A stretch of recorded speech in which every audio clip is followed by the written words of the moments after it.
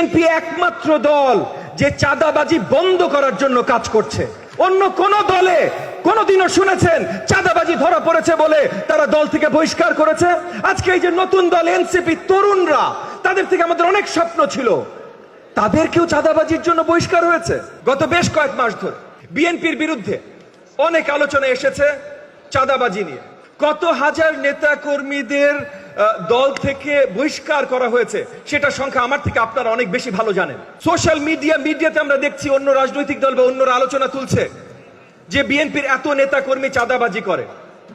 এইটা যে ভুল ন্যারেটিভ, এটা পরিষ্কার করে সবাইকে দেখাই দিতে হবে। গণমাধ্যমে আমাদের ভাইয়েরা যারা আছেন তাদেরকেও বলছি, আজকে আমাদের জাতীয়তাবাদী ভাই বোনেরা যারা আছেন তাদেরকেও বলছি, কারণ এটা পরিষ্কার প্রমাণ যে বিএনপি একমাত্র দল যে চাঁদাবাজি বন্ধ করার জন্য কাজ করছে। অন্য কোন দলে কোনদিনও শুনেছেন চাঁদাবাজি ধরা পড়েছে বলে তারা দল থেকে বহিষ্কার করেছে? আজকে এই যে নতুন দল এনসিপি, তরুণরা, তাদের থেকে আমাদের অনেক স্বপ্ন ছিল, তাদেরকেও চাঁদাবাজির জন্য বহিষ্কার হয়েছে। আরে তাদের কথা তো বাদ দেন, অন্তর্বর্তীকালীন সরকারে যারা বা যাদের পিএসরা বা যাদের সেক্রেটারিরা চাঁদাবাজির জন্য ধরা পড়েছে, তারা কেউ সরকার থেকে বহিষ্কার হয়েছে?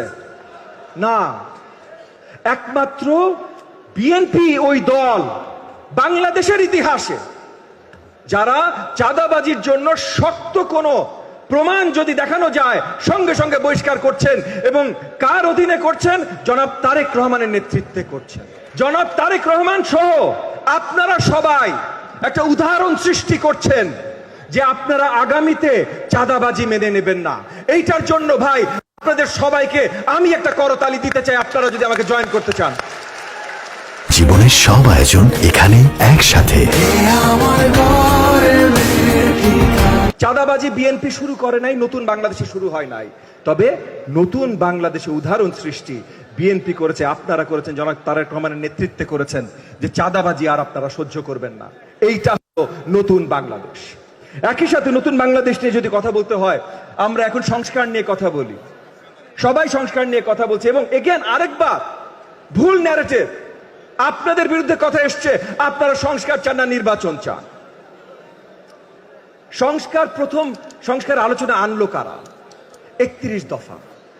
31 দফার মাধ্যমে প্রথম বাংলাদেশের জনগণের কাছে যাওয়া হলো এবং 31 দফা প্রথমে বিএনপি মানে আপনাদের জাতীয়তাবাদী দল আপনারা নিজেরা করলেন, তারপর যুগপৎ আন্দোলনে আমরা যারা ছিলাম আমাদেরকে ডাকলেন, আমাদেরকে আমন্ত্রণ জানাইলেন, আমরা সবাই মিলে আলোচনা করে 31 দফা আমরা নির্ণয় করলাম বাংলাদেশের জনগণকে সঠিক গণতন্ত্র উপহার দিতে হইলে এই 31 দফা লাগবে।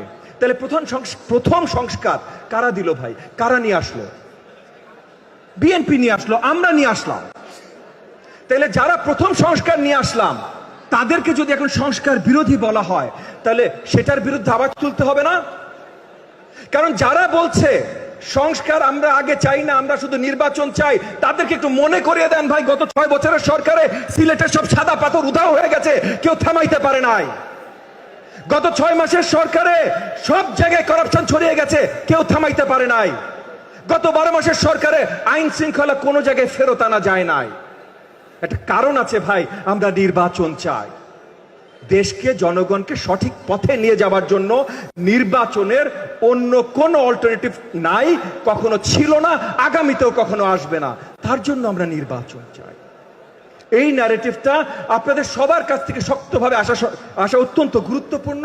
এবং একই সাথে আমার গণমাধ্যমের ভাই বোনদের আবার আবেদন জানাচ্ছি, আপনাদের কাছ থেকে আসা গুরুত্বপূর্ণ। আমরা নির্বাচন ভাই ক্ষমতায় যাওয়ার জন্য চাই না তো। আপনারাই বলছেন নির্বাচন হলে বিএনপি ক্ষমতায় যাবে। গত অনেক বছর কোনো নির্বাচন হয় নাই তো, তাহলে কে ক্ষমতায় যাবে? জনগণের উপরে ছেড়ে দেন না, কিন্তু জনগণের উপরে ছাড়েন, জনগণকে তাদের মূল্যবান ভোটটা দিতে দেন, এইটা থামাইতে চেষ্টা করেন না।